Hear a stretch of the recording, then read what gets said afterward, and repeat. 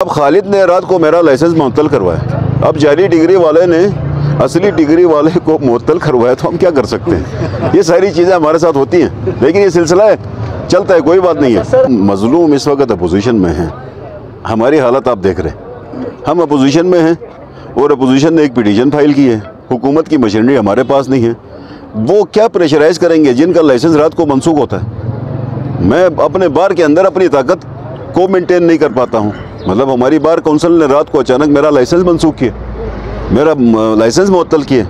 वो बंदा क्या कर सकता है, उसके पास कौन सी ताकत है। चूँकि मैं अपोजिशन लीडर हूँ, मेरी जिम्मेदारी है कि इस गिलगित बल्तिस्तान के लोगों के लिए, यहाँ में बसने वाले लोगों के साथ जो नाइंसाफ़ियाँ होती हैं, जो उनके साथ खिलवाड़ होता है, उस खिलवाड़ के ऊपर हमने अपना टेक रखना है, अपना मौक़िफ़ रखना है, अदालतों के दरवाजे खटखटाने हैं। ये हमारा काम है, जो हमारी जिम्मेदारी है।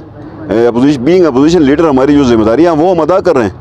ये मामला ये गिलगित बल्तिस्तान के निज़ाम को स्ट्रीमलाइन करने के लिए होता है, तो ये हमारा काम है जो हम कर रहे हैं। बार के ऊपर सवाल ये, आप देखें, आप सवाल ये है कि हम एक मौक़िफ़ हमारा है। आज बार ने मतलब अंदर आके बहस की, बार के नुमाइंदों ने बहस की। बार अपने एरिया तक महदूद बहस करनी चाहिए। बार को वो अपने एरिया तक महदूद कर होकर बहस नहीं करते। वो इस केस के अंदर मतलब असद साहब से ज़्यादा बहस करते हैं। तो वो फ़रीक बने हुए हैं, फ़रीक बनने की ज़रूरत नहीं है। वो हमारे भाई हैं, वो अपना काम करें। ये बार एक मुक़द्दस अदारा है, ये तमाम वकला का जॉइंट एक इंस्टीट्यूशन है। इसके तक़द्दुस को बहाल रखें। इस वक्त जो लोग ज़िम्मेदारी में हैं, ये उनकी ज़िम्मेदारी है कि आप बार के तक़द्दुस को बहाल रखें। किसी पॉलिटिकल इशू का, किसी लीगल इशू का, किसी आइनी इशू का हिस्सा ना बने। जो उनका मैंडेट है वो बता दें। आपने खुद देखा, मतलब इल्ज़ाम है जाली डिग्री का खालिद के ऊपर, मेरे ऊपर तो जाली डिग्री का इल्ज़ाम नहीं है। जो हेयरिंग थी डिस्क्वालिफिकेशन की खालिद खुर्शीद साहब की, उसकी प्रॉपर हेयरिंग हुई आज पहली दफ़ा।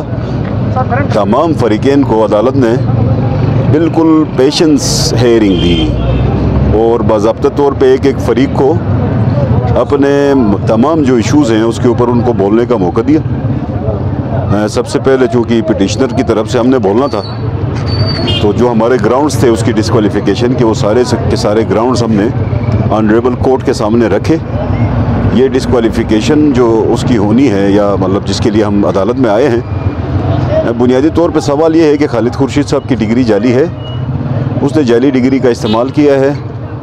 उस इस्तेमाल की सूरत में उसने ये हाई कोर्ट बार से लाइसेंस लिया 2011 में, और 2022 में जाके उसने इक्विवेलेंस लाया हायर एजुकेशन कमीशन ने। जब हायर एजुकेशन कमीशन ने उसका इक्विवेलेंस जारी तो पहले किया उसको आर्जी तौर पे, चूँकि उसको जो जारी किया था वो भी इसी की तरफ से वेरिफिकेशन लेटर देने की सूरत में जारी किया था। तो ये बाद में पता चला कि खालिद खुर्शीद साहब ने जो वेरिफिकेशन लेटर HEC को सबमिट किया था वो भी जाली था। वो जितना जो उसने जो डॉक्यूमेंट सबमिट किए थे वो सारे के सारे बाद में यूनिवर्सिटी ऑफ लंदन ने उसको जाली करा दिया। तो उस सूरत हाल में चूँकि ये सारे इस्तेमाल हुए थे, अदालत का हिस्सा हैं सारी चीज़ें, तो अदालत ने मतलब हमें भी सुना, पूरा हमने अपनी बात की है, सवालात भी खड़े किए। एक पॉइंट के ऊपर अदालत ने क्यूरी की, हमने कोशिश की कि अदालत के कि उसको कॉन्शियस को मुतमईन करें और उसके सवालात का जवाब दें। उसके अलावा हायर एजुकेशन कमीशन के वकील साहब ने भी अपनी बात रखी। अच्छा, deputy attorney general, additional attorney general Pakistan के आए थे, उसने भी अपना मौक़िफ़ रखा। उसके बाद गिलगित बल्तिस्तान का जो एडवोकेट जनरल था उसने भी अपना मौक़िफ़ रखा। उसके बाद बार काउंसिल ने भी अपना मौक़िफ़ रखा। इलेक्शन कमीशन ने भी अपना मौक़िफ़ रखा। आपके सामने मतलब रिस्पोंडेंट का जो खालिद खुर्शीद साहब का वकील था, उसको भरपूर मौका दिया गया। उसने तकरीबन आलमोस्ट अपनी मुकम्मल की थी बहस, लेकिन फिर भी उसने एक दिन और मांगा। तो कल के लिए उसकी रिमेनिंग जो आर्गूमेंट्स हैं वो कल होंगे। ज़ाती तौर पे आज सुबह रात को सरप्राइज़ मिला कि मेरा लाइसेंस मुअत्तल हुआ है बार कौंसिल की तरफ से। तो अचानक रात को खबर आई कि लाइसेंस मुअत्तल हो गया। तो अब उस लाइसेंस की मुअत्तली के ऊपर हमने लामाल अपनी रेमेडीज़ करनी थी। तो सुबह हमने अपने पहले ये कहा कि अपना वो लाइसेंस को बहाल कराने के लिए रिट पिटीशन फाइल की। ऑनरेबल कोर्ट ने हमें हमारी जो रिमूवल थी या हमारी सस्पेंशन थी उसको ख़त्म किया, हमें अलाउ किया। हम जाके ये मरहला तय करने के बाद अदालत में गए। 62-63 के ऊपर हम अदालत को, वो अदालत की अपनी जजमेंट मौजूद, खालिद खुर्शीद वर्सेस फरमान में ऑनरेबल कोर्ट की अपनी जजमेंट मौजूद है। उसने ख़ुद ये कहा है कि ये election commission of Gilgit Baltistan का काम नहीं है। 62-63 के ऊपर जो भी डिसीजन आना है, डिक्लेरेशन होनी है, उसका फैसले का इख्तियार हाई कोर्ट को हासिल है और चीफ कोर्ट को हासिल है। ये जजमेंट है खालिद खुर्शीद के फैसले के अंदर। तो आज सबसे ज़्यादा फैसला उसी फैसले की बुनियाद पर ऑनरेबल कोर्ट की क्यूरीज थी कि ये जजमेंट आई है, इस जजमेंट के ऊपर मतलब अब चूँकि उसको ब्रिज आउट करना है तो ऑनरेबल कोर्ट से निकाल के फिर इसको इलेक्शन कमीशन में डालना है। तो आज असद साहब का मौक़िफ़ ये था कि ये हाई कोर्ट से निकल के दोबारा इलेक्शन कमीशन चला जाए। कल तक वो ये कह रहा था कि इलेक्शन कमीशन से ये हाई कोर्ट आ जाए, आज वो ये कहता है इलेक्शन कमीशन से फिर हाई कोर्ट से इलेक्शन कमीशन चला जाए।